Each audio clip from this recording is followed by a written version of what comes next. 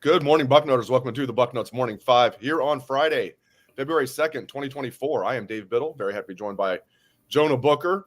All right, a lot to get into. Let's start with Tim Walton being an absolute beast. I mean, just when you think it can't get any better with him, and this just fits in with this offseason they're having. They obviously have Devin Sanchez in the 2025 class, just the number one corner in the country. And now the number two corner in the country, Naheem Offord, has been fong-bombed to the Buckeyes. I'm here for it. Doesn't mean it's for sure going to happen, but it seems very likely. Tim Walton just continues to kill it, Jay Book. Tim Walton is on an absolute heater, Dave. This right here, what he's doing is just absolutely amazing, especially on the defensive side of the football. I mean, with a shot to get the number one, number two corners. The one thing that you really have to like about both of these guys, Dave, tremendous size as far as cornerbacks, 6'2", 6'1" corners there. And then you also add in Dorian Brew, who's right there in the mix out of Texas. I think he's going to eventually be a Buckeye, but I believe he's going to move back to the safety position, kind of play that hybrid role. You got Trey McNutt right there, local kid who's an absolute beast. They're starting to pick up the steam with him, making him a priority. But yeah, going into Birmingham, Alabama, Dave, and pulling a five-star kid in the deep South is absolutely unprecedented, especially on the defensive side of the football. But if anyone can do it, OG Walt, he's, as the players like to call him, he's the one that's going to potentially make it happen. So that kid's going to be on campus. Steve Wilfong said he's coming up from Alabama with a big contingent of guys. Steve Wilfong's not going to put in a crystal ball unless he's hearing something extremely positive towards Ohio State. Now, with that being said, it's great to have the crystal balls. It just typically means that Ohio State's the leader right now. If he were to, pop to Ohio State here shortly, that just means Ohio State's going to be on the defense, because you better believe a lot of those SEC teams, they're not going to give up. He's right there in Alabama's backyard, Auburn's backyard. They're not going to give up. So I just think that getting him, it really sets the tempo. Hey, word is out down south, Dave. The foundation, NIL, they got some money up there rolling in Columbus. I see you rocking the foundation shirt. Yeah, I mean, Brian, Schottenstein, and Cardale and their whole staff, they're just doing, just a phenomenal job. I can't, it just goes along with everything else that's happening this offseason. They're a big part of it. So, go to thefoundationohio.com if anybody wants to donate. Thefoundationohio.com. That is their website and where you can donate. All right, let's get into this. You're going to love this because, being a former college DB yourself, we're going to talk a lot about defense on today's show. We already started with talking about corners. Let's get into Ohio State's 2024 team. They're so loaded. Big question is obviously right tackle. We'll get to that in a little bit. Maybe they'll keep Fryar there. Maybe Luke Montgomery will step up. Maybe they'll get a transfer, the kid from BC. We'll see. Linebacker to me is interesting because they're so stacked at defensive line and secondary, both the starters and just depth-wise. It just D-line and secondary are just phenomenal. How do you think it's going to shake out at linebacker? Do you think Sonny's definitely going to move to linebacker? Do you think it's going to be Cody and Sonny? Do you think CJ Hicks is going to step up? Gabe Powers? Just break down the linebackers for me, sir. Yeah, I definitely think Sonny Styles is going to be moved up to be able to play in the box. Just let that kid's body naturally grow to what it should be. I think he can give you a lot of versatility right there in your front seven if you actually allow him to be a linebacker, train as a linebacker, get those live reps so that he can, sharpen his sword there. CJ Hicks, Gabe Powers, you definitely have to believe that those guys are going to be on the mix. I know Jim Knowles has said over the last couple of years, we're going to turn CJ Hicks loose. And all of the fans, we in media, everybody's been like, okay, we're waiting to see it. He recently said it again, Dave, that they're going to turn CJ Hicks loose. Now, from what I've been told, when you're talking about turning CJ Hicks loose, that doesn't mean just having him be a sole linebacker. I think a strength of his would be also playing on the edge, getting after the quarterback, doing a little bit of a hybrid role that Ohio State should have been doing with Baron Browning when he was here at Ohio State. The thing is, they're going to have to make sure that Larry Johnson's all in. With Larry Johnson having a stacked room, there has to be some type of mix-up packages to where CJ can come down into the box on the line of scrimmage, get after the quarterback. Same with Sonny. That just means that you're going to have to potentially take a defensive lineman off the field. And I'm okay with that, Dave, because I think the problem that you saw with Ohio State, as good as the defense was last year, it was very simplistic to where you saw a four-man front, you knew what you were going to get. You didn't see a lot of variation. And I think with so many pieces, especially with Caleb Downs back there as the eraser now, I think you're going to have so many pieces that you can play with as far as switching guys in and out that you can have a multi-front type of looks. And dare I even say, this is a perfect opportunity for Jim Knowles to actually utilize the jack position now that you have so many guys, because you talk about the linebackers, you have to mention Arvell Reese. I know Bobby Carpenter has talked about Arvell Reese as well, thinks that with his size, 6'4", 230 or so, has the frame to potentially get up to like 240, depending on how his offseason goes. He's a guy that they said is very relentless, that they're really high on. So having him in the mix as well, potentially playing that jack position, you have to find a way to get that type of athleticism and versatility on the field. Yeah, it's like I know he hasn't worked out for the Cardinals. Isaiah Simmons, the kid from Clemson, that I know Sonny's like a little bit more built than he was. I mean, Simmons was not skinny, but a little more lengthy and maybe a little skinnier than Sonny. But do you see Sonny maybe having a similar role as that guy, kind of a jack of all trades type of thing? I do. I think Sonny's athletic enough to do that. I just don't think safety is his natural position, Dave. I think he's starting to outgrow that position. And as we've seen, being on the back end of the defense, it takes a special person as far as athleticism. Not saying that Sonny is not athletic, but I don't know if the safety position is suited up for him. I just think that he can be better utilized being closer to the line of scrimmage, putting on the necessary weight, because here's the thing. They've been fighting his body since he's pretty much arrived on campus. If you change his strength and conditioning routine, change his nutrition to where he can now naturally start to put on the weight that his body really wants to do, now he can actually grow into that linebacker position to be physical enough to handle the rigors of the Big Ten. And if they properly do it with James Laurinaitis, they're helping to mentor him, that right there is going to be something that can really elevate his career to the next level. Yeah, and I know Sonny might not have had the year that fans wanted, but still, he's, especially going into his junior year, he's way too good to be on the bench. And he's not going to be a starting safety anymore. I mean, Caleb Downs and Lathan Ransom will be the starting safeties. Moving him to linebacker just makes so much sense. Where are you at with Gabe Powers? And another guy I jotted down that I almost forgot was on the roster, not that I cover this team for a living or anything, Nigel Glover, and a kid from the Dayton area, no less. I'm from the Dayton area originally as well, a kid from Northmont. Nigel Glover, I'm not saying he's going to play a big role this year, but he's a guy I almost forgot about that was going to go to Northwestern and come to Ohio State, redshirted. But I'm curious about Gabe Powers and CJ Hicks. Like, what do you see them doing? And can Nigel Glover get in the mix? I totally forgot about Nigel Glover, Dave. Okay, I don't feel bad then. Yeah, so I totally forgot about him as well. So good call there. He's a kid that came in late. Wasn't going to expect him to actually join into the rotation or anything like that. It was more or less like, hey, you're coming in, you're going to provide some depth, we're going to redshirt you and have you develop. So I definitely would like to see how he performs in the spring. I think it still might be a little bit too early for him. But Gabe Powers is a guy, Dave, that I think every time he touches the field, good things happen if they can find a spot to get him in there. But here's the key, Dave.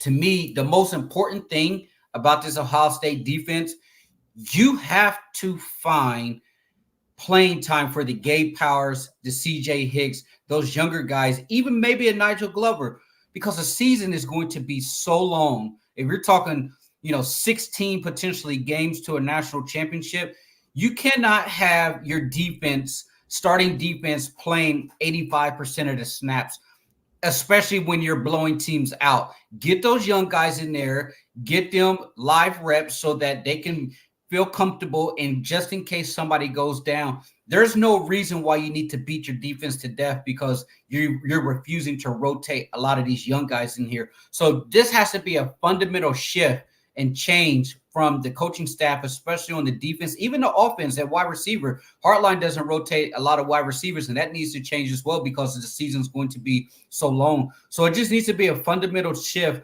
amongst all of the coaches. Like, hey, big picture, long season, different Big Ten, going out to Oregon, has a potential at maybe, I think Michigan will take a step back, but there is the risk of having to play Michigan in back-to-back weeks. If that's the case, you need to make sure that you have you need to make sure that you have all of those young guys ready to go. Because if a place like Georgia can do it, there shouldn't be a reason why a place at Ohio State shouldn't be doing it. Limit the wear and tear on your starters because they're going to need everybody. It's all hands on deck, once you come to the end of November, getting ready for a 12-team playoff.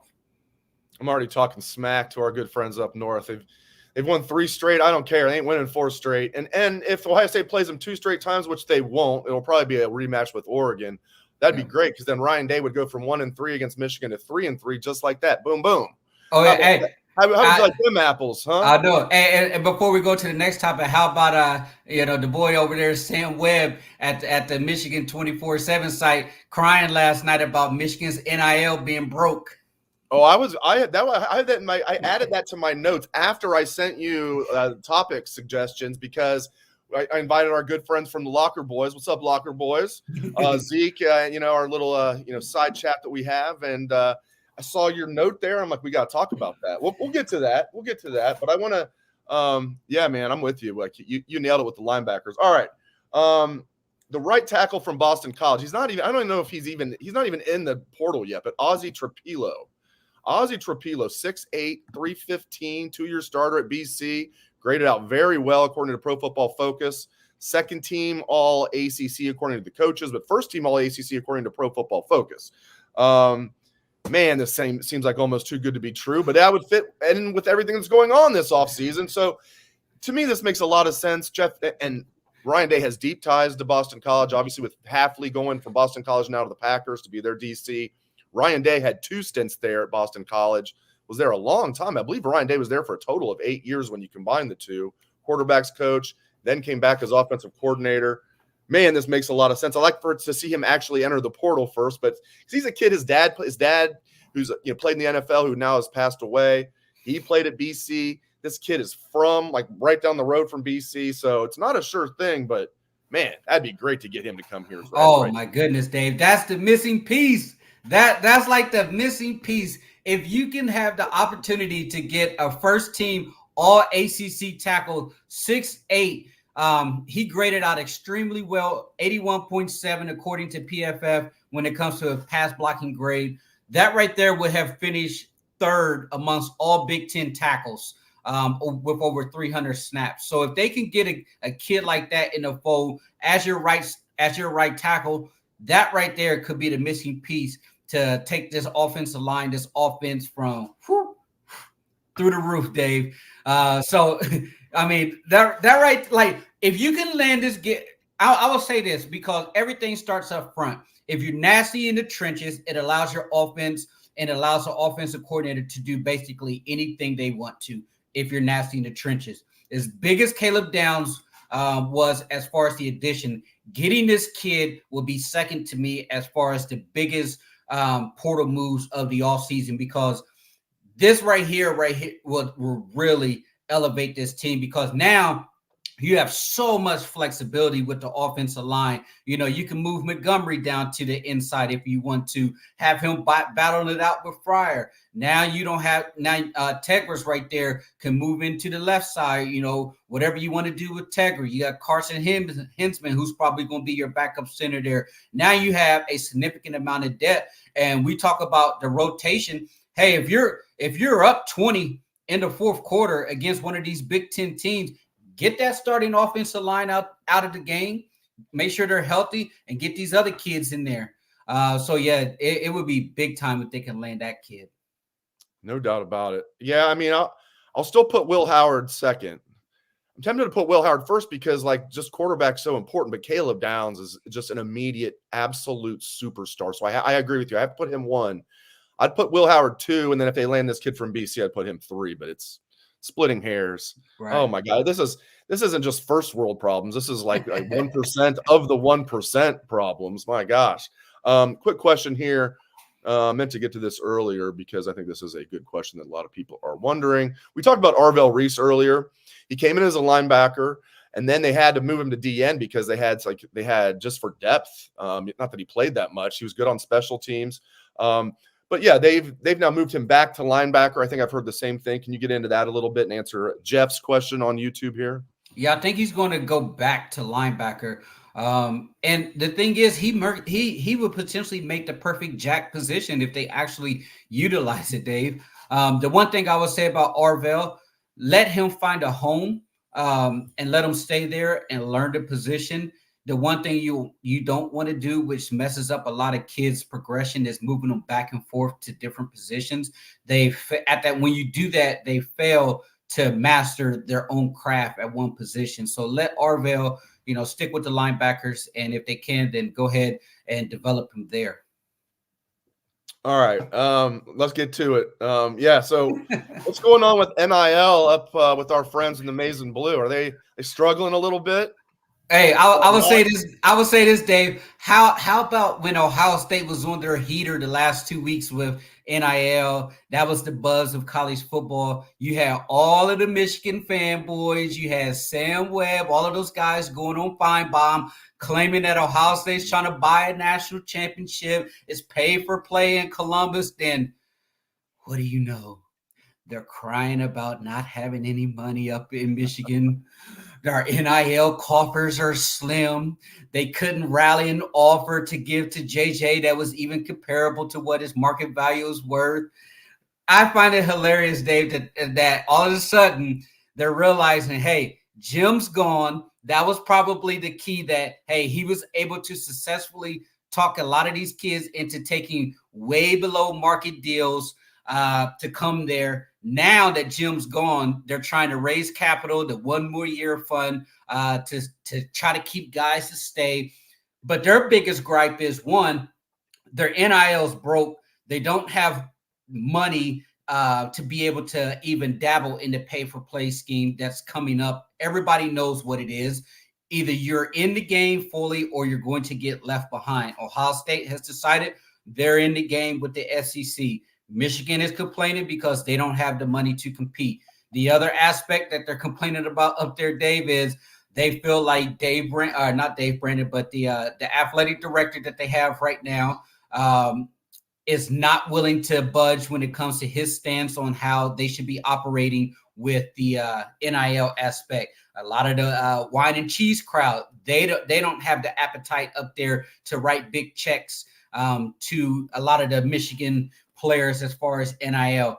So they have a culture problem. Not only do they not have a significant amount of funds, so the culture up there on should they or shouldn't they even get in the game, because they feel, the Michigan way is that some of the old standard college football way where, hey, you're here to get an education, you're a student athlete, and that's all great and dandy, but hey, college football landscape is changing by the week, by the day. And if you're not keeping up with the times, you're going to be left behind. And Sam Webb was sounding the alarm yesterday. And here's the thing, Dave, it must be kind of dire when Sam Webb's, the ultimate rah-rah, pom pumping media member there, when he's sounding the alarm saying, hey, we're at risk of being left behind. That right there tells you that something is not right with their NIL. And I'm all for seeing the meltdown. If you have a chance, go over to the Michigan 24/7 board. It is an absolute meltdown about how they don't have any money. I'm glad I saw your tweet before we went on the air so we could discuss it. So let's get to some questions from good people out there. Michael on Facebook. Don't you guys think a strong D backfield will put the D line in a new realm with the added time to crush the quarterback with no open receivers?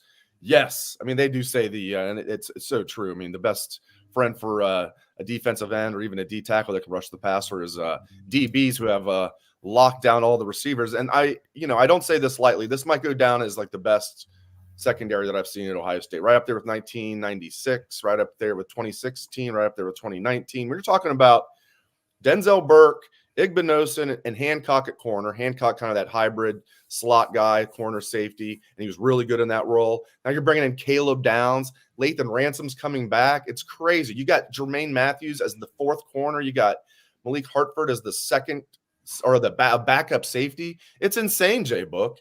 It's insane. I mean, I think it will help the D-line. Talk about that a little bit. Yeah, anytime you got a secondary that can stick to guys like glue, it's always going to elevate the defensive line. Now, we saw them get a lot of pressure, especially against Missouri with Jack Sawyer having this multi-sack type of game. But yeah, anytime you can have the back in there playing performing at an elite level, they call it coverage sacks. You hear it all the time watching the games. If you can get those coverage sacks, it's definitely going to help the front seven.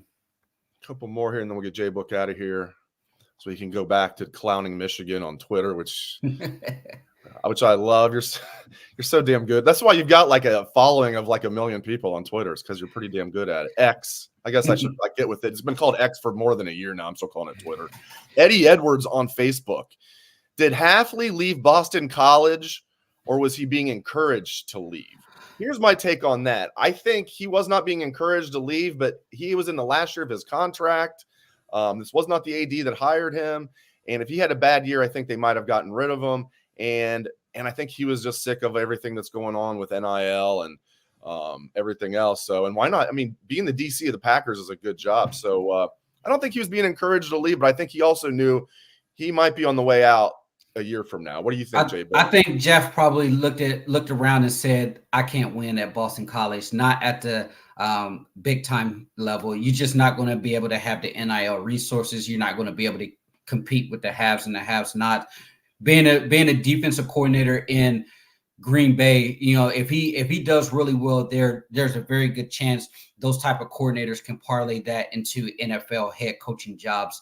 You're going to start seeing a lot more quality coaches in the college game heading over to the NFL. I mean, reports came out last night that Chip Kelly interviewed twice for the offensive coordinator job with my Las Vegas Raiders. He's supposed to be interviewing with the Washington football team coming up here. I was going to say Redskins, but the Washington football team. He's supposed to be interviewing Commanders. Commanders. Yeah, they changed their name so much. Yeah, so right. He's going to be he's going to be interviewing over there too. So he's actively trying to get out of a head coaching position at UCLA. Beautiful campus, headed to the Big Ten with a lot of momentum. And he's like, hey, I'm done with college. Yeah, it's interesting, man. And your Raiders are doing good work. I thought Chip Kelly would be a good hire, but getting Cliff Kingsbury, I don't think he's a good head coach, but getting him as an offensive coordinator. And I like that your Raiders kept Antonio Pierce as head coach. Yep. Now we need to throw a second or third round pick over there to Chicago and bring Justin Fields out there. We can do that. Pair him with Devontae Adams and Josh Jacobs. I think we're going to be working with something.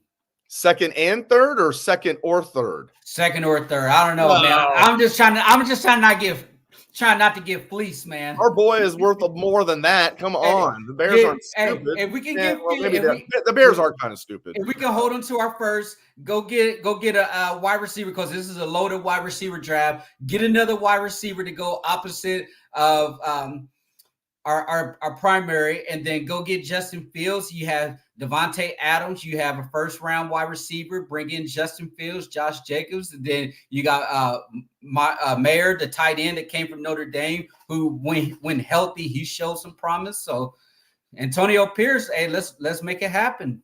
I think he'd be great. Fields would be great in Vegas. I think that'd be a great fit. And then I would have to have the Raiders as my second favorite team because of, well, I don't know, CJ with the Texans too. Now it's nice that we've got like multiple Buckeye quarterbacks to pick from now. It's a rare feeling, but you guys are gonna have to give up more than that for Jay Fields. And I'll throw this out there. I think the Bears better be careful, and I think they are. I think there's a better chance they're going to keep Fields than people think. The idea that Caleb Williams is a sure thing, I'm not down with that. Like, I think he's going to measure about 6 foot even. There's some stuff I didn't like that he did with painting his nails, saying F Utah, except he didn't just say F Utah. I mean, just little stuff like that. I don't know. It tells me he's not he might be. He's extremely talented. He might be a stud, but I don't see a sure thing with Caleb Williams, and they might stick with Justin Fields. We'll see what happens. This is going to be an interesting draft season, Dave. I'm all for it, man. But Yeah, I appreciate everybody. David got one more, then I got to hop on out of here. Okay, one more. Okay, you got time. Yeah. We got one from X. All right, I like that we have questions from X. All right, M Barnyard, J-Book. What are the odds Day puts Trey and Judkins on the field at the same time? I think you can see it. I think you're going to see some wrinkles into the offense with Bill O'Brien there. I think Bill O'Brien is going to be able to do a lot of things where you have Will Howard in the backfield there, split on the sides of him. You're going to have Henderson and Judkins. You run a little zone read action there if you want to. If you want to have one go out in some passing routes, you can do that. But I definitely can see a situation where you have both running backs on the field at the same time. I think you're going to see a lot of creativity with this offense, with the weapons that they have, and Bill O'Brien's going to be able to enhance the Ohio State offense. I'm just glad we got both running backs on the roster. If they're on the field at the same time, okay, that's fine. I'm just glad we got them both on the roster. What a stacked roster. All right, J-Book, great stuff as always. He is Jonah Booker. Thank you very much, J-Book. Thanks to all of you for tuning into the show. We appreciate it. Hope everyone has a great day and a great weekend.